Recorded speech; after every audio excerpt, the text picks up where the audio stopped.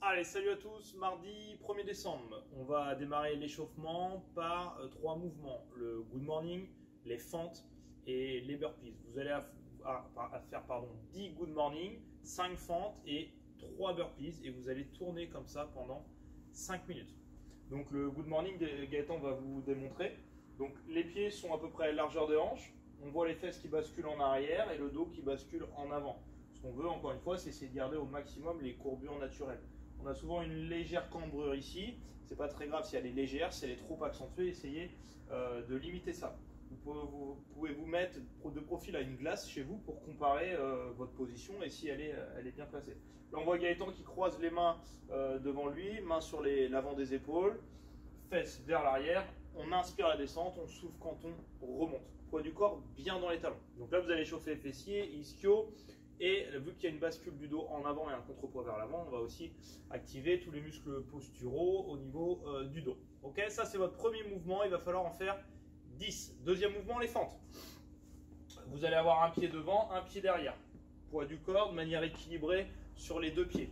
Vu que là on fait des fentes avant, une à droite, une à gauche jusqu'à atteindre 10 mouvements, il faut faire attention que le genou avant ne parte pas exagérément vers l'avant. Naturellement, il va aller un peu vers l'avant, mais il faut essayer de contrôler ça. Okay, s'il part en avant, c'est que les pieds sont peut-être trop serrés. Alors faites un plus grand pas en avant. On regarde plutôt loin devant et on garde un buste bien droit, les épaules bien alignées au-dessus des hanches. Okay, donc vous avez vu, on alterne droite-gauche, droite-gauche. Premier mouvement, le good morning 10, les fentes jusqu'à 10. Et le dernier mouvement, les burpees, il faudra en faire 3. Les burpees, on plie le bas du corps, on pose les mains au sol. On repousse les deux pieds en arrière, on ramène les deux pieds ensemble, pied à plat en squat, on remonte et on finit par un petit saut où on tape les mains derrière la tête. Donc là, Gaëtan ramène les deux pieds en avant. Pour quelqu'un de moins entraîné, on va pouvoir peut-être pousser les deux pieds ensemble, puis en ramener un par un. Il va vous montrer.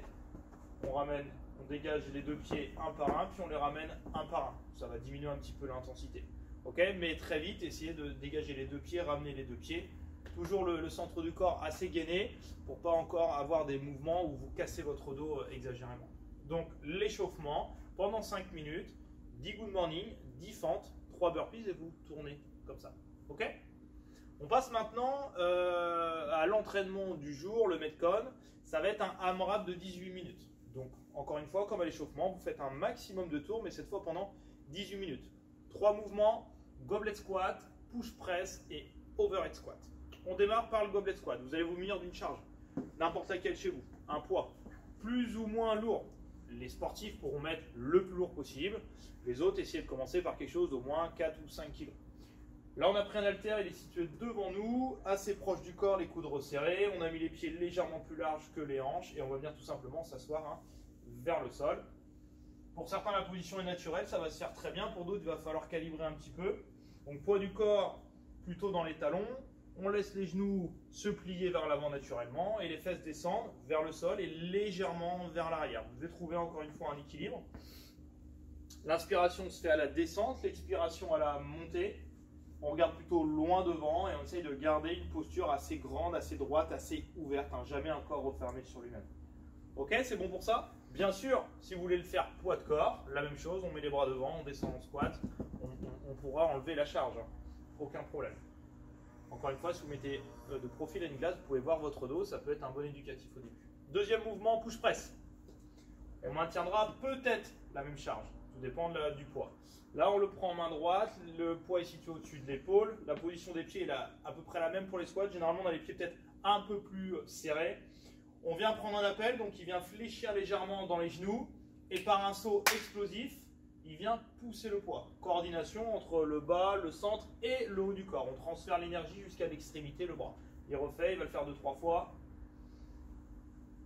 Et il ramène le poids à l'épaule avant de redémarrer le prochain mouvement. Là, il va ramener le poids tout en commençant à descendre en même temps. Donc là, c'est plutôt pas mal. Maintenant, essaye de... Voilà, dès que le poids descend, tu descends. Voilà, là, c'est pas bon. On voit bien, c'est pas coordonné. Il n'y a pas de début et de fin de mouvement. Donc début ici, il plie, il jump, il ramène à l'épaule, fin du mouvement, deuxième.